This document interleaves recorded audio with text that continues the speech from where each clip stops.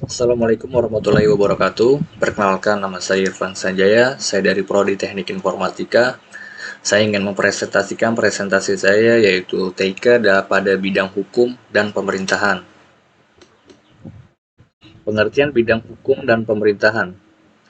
Teknologi informasi dan komunikasi yang dikembangkan pada pemerintah atau yang diklaim dengan e-government membuat warga semakin simpel dalam mengakses kebijakan pemerintah, sehingga acara yang dirancang pemerintah dapat berjalan dengan lancar. E-government pula bisa mendukung pengelolaan pemerintah yang lebih efisien dan bisa mempertinggi komunikasi antara pemerintah dengan sektor perjuangan serta industri.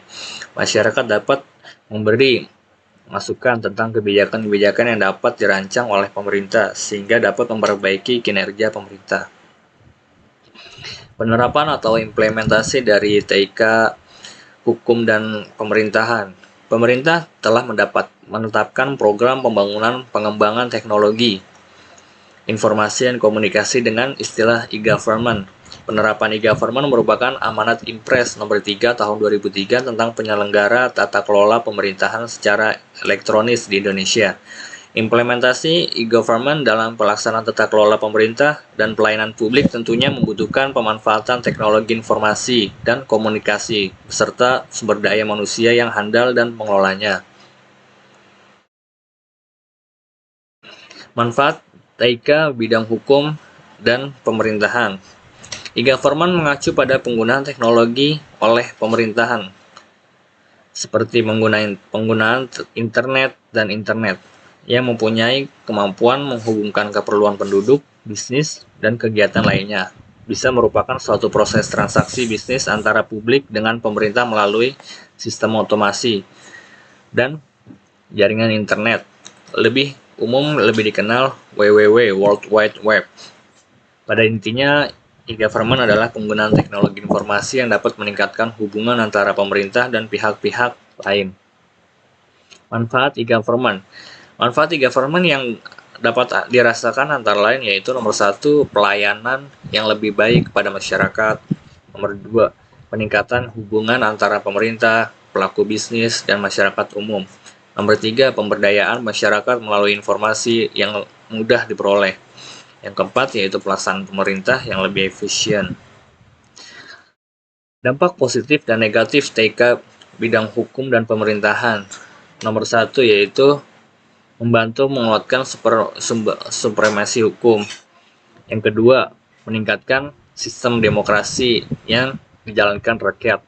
Yang ketiga, meningkatkan tuntutan dilaksanakannya hak asasi manusia. Yang keempat, membantu menyiarkan kebijakan dan aturan dari pemerintah pada rakyat secara luas. Yang kelima, menguatnya regulasi hukum. Yang keenam, memperketat pengaturan berlandaskan hukum mengenai hukum. Nomor 7, mempermudah masyarakat memperoleh informasi mengenai hukum. Yang ke-8, membantu terkuaknya kasus yang merugikan, misalnya kasus kejahatan yang viral dan mendapatkan dukungan masyarakat. Yang ke-9, media bagi rakyat untuk menyampaikan suara terhadap kinerja lembaga hukum. Nomor ke-10, yaitu membantu merekam dan menyimpan suatu perkara untuk dijadikan alat bukti hukum. Setelah saya sebutkan yang tadi positifnya, tentu saja ada yang negatifnya TIK bidang hukum dan pemerintahan, yaitu 1, banyak munculnya kabar bohong atau hoax. Yang kedua, munculnya berita yang bertujuan adu domba. Yang ketiga, munculnya tindakan anarkis. Yang keempat, yaitu mengikis sikap toleransi antar umat beragama yang memicu kekerasan. Nomor kelima, yaitu meningkatkan tindak kejahatan dunia maya. Nomor keenam, yaitu munculnya kasus perundungan cyber atau cyberbullying. Yang ketujuh, yaitu banyak terjadi pelanggaran hak cipta. Yang ke-8, yaitu banyak terjadi pelanggaran hak asasi manusia di media online. Yang ke-9, yaitu banyaknya predator. Munculnya banyak kasus predator anak atau dewasa yang suka mengincar anak-anak. Yang ke-10, maraknya kasus penipuan berbasis perancangan undang-undang perlindungan. Dan segitu saja dari saya. Sekian, kurang lebihnya mohon maaf. Wabillahi taufiq wal hidayah. Wassalamualaikum warahmatullahi wabarakatuh.